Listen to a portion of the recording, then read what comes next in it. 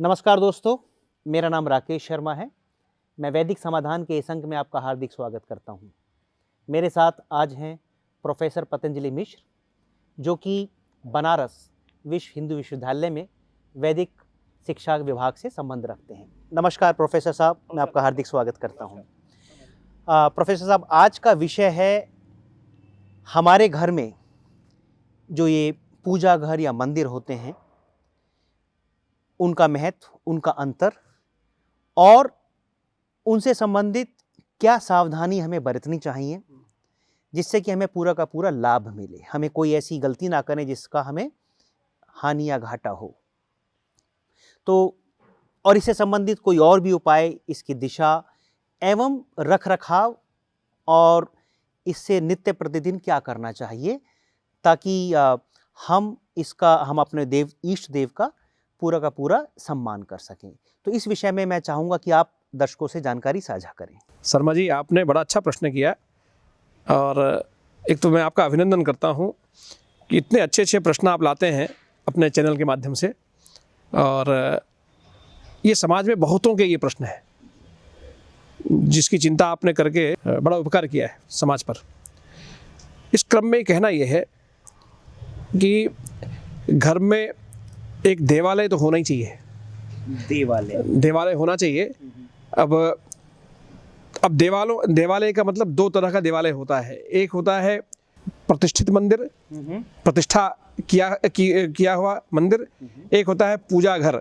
अच्छा। तो आप घर में देवालय के तौर पर पूजा घर रख सकते हैं, लेकिन मंदिर नहीं रख सकते हैं। उसको मंदिर नाम नहीं देंगे। अच्छा। उसको कहेंगे ये पूजा घर है, हमारा पूजा घर है।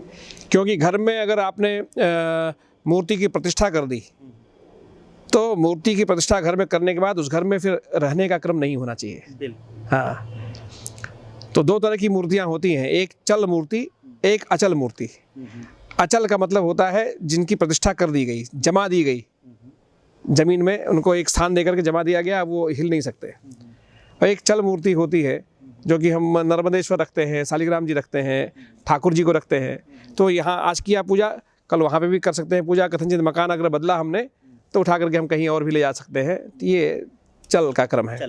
तो चल मूर्ति जहाँ होती है उसको बोलते हैं पूजा घर। अच्छा। तो पूजा घर में रख सकते हैं और मंदिर नहीं रखना घर में। और जहाँ मंदिर हो वहाँ घर नहीं बनाना। प्राय लोग गलती क्या करते हैं कि मंदिर है घर में, कोई जगह ले लिया, वहाँ मंदिर था तो मंदिर में रहने लगे और रहते रहते फिर वहीं पर जो है मकान भी डेवलप करने लगे और फिर मंदिर के ऊपर भी मकान बना लिया, कमरा बना लिया। ये बड़ा भारी जो है दोष है। ये बहुत भारी दोष है। बहुत बड़ा दोष है। की छत के ऊपर ही कमरा बना के वहाँ रहने लग गए। अब ऊपर आप रहते हैं, नीचे ठाकुर जी रह रहे हैं। तो ये सब बातें बड़ी वो है। और जब मंदिर की हो जाती है, ठाकुर की प्रतिष्ठा हो जाती है किसी भी मूर्ति की, तो वहाँ एक अलग तरीके का वाइब्रेशन निकलता है, एक अलग तरीके का वहाँ का ऑरा होता है।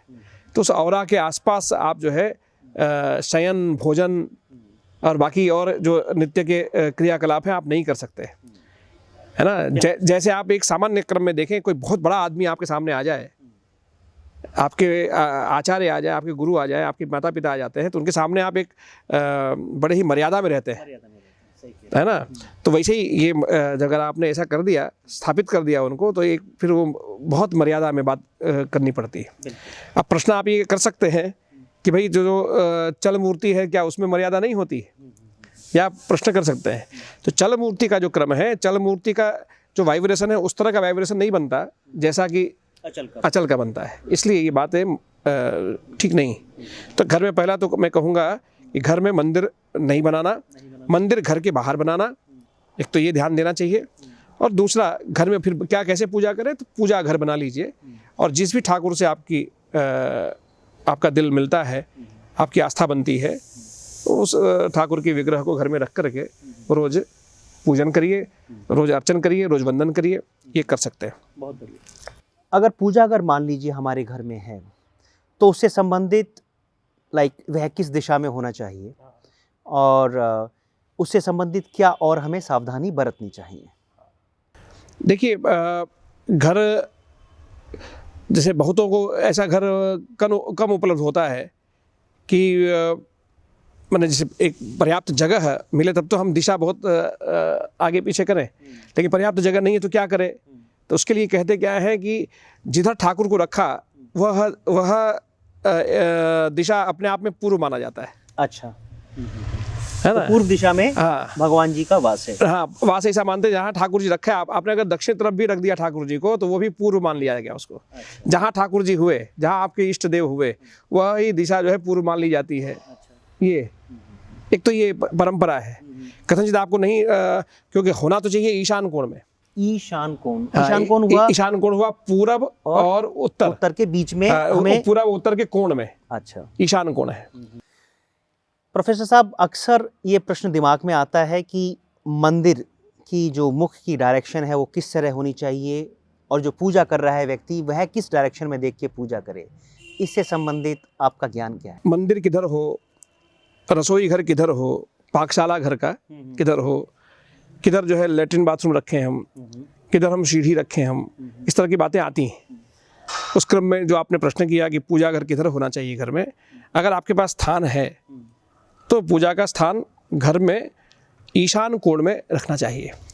और ईशान कोण का मतलब ये है शर्मा जी कि पूरब और उत्तर का जो कोण है, जो बीच में है, हाँ, ये पूरब हो गया, ये उत्तर हो गया, इसका जो कोना है, वो कोना जो है, वो कोण जो है, वो ईशान कोण कहते हैं। वो सबसे प्रिय है। हाँ, इसको इस तरह से भी समझ ले कि 10 दिशाएं होती हैं। अच्छा, पूरब हो गया, अग्नि कोण हो गया, फिर दक्षिण हो गया, फिर नैऋत्य कोण हो गया, फिर पश्चिम हो गया, फिर वायव्य हो गया, फिर उत्तर हो गया, फिर ईशान हो गया, फिर आकाश हो गया और पाताल हो गया। इस तरह से 10 दिशाएं।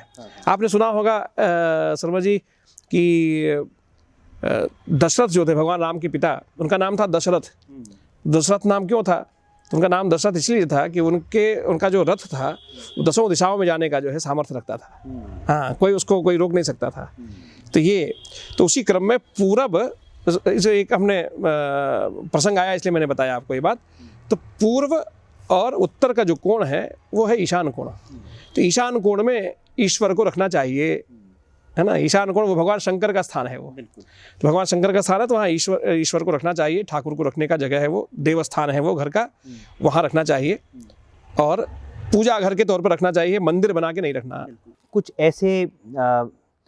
ऐसे घर हो सकते हैं जहाँ ईशान कोण पे कुछ और आ गया हो, मान लीजिए, तो उसका कोई विकल्प है? उसका कोई? बहुत ही सुंदर, ये प्रायः ऐसा देखने को मिलता है कि मकान में रहने के लिए हमको मिला, किराए का मान लीजिए मकान हो गया, या ऐसा कोई हम कहीं किराए पर रह रहे हैं, तो वहाँ मालूम पड़ा कि ईशान कोण में लैट्रिन बाथरूम है। हमारे लिए जो ईशान कोण है वहाँ लैट्रिन बाथरूम है।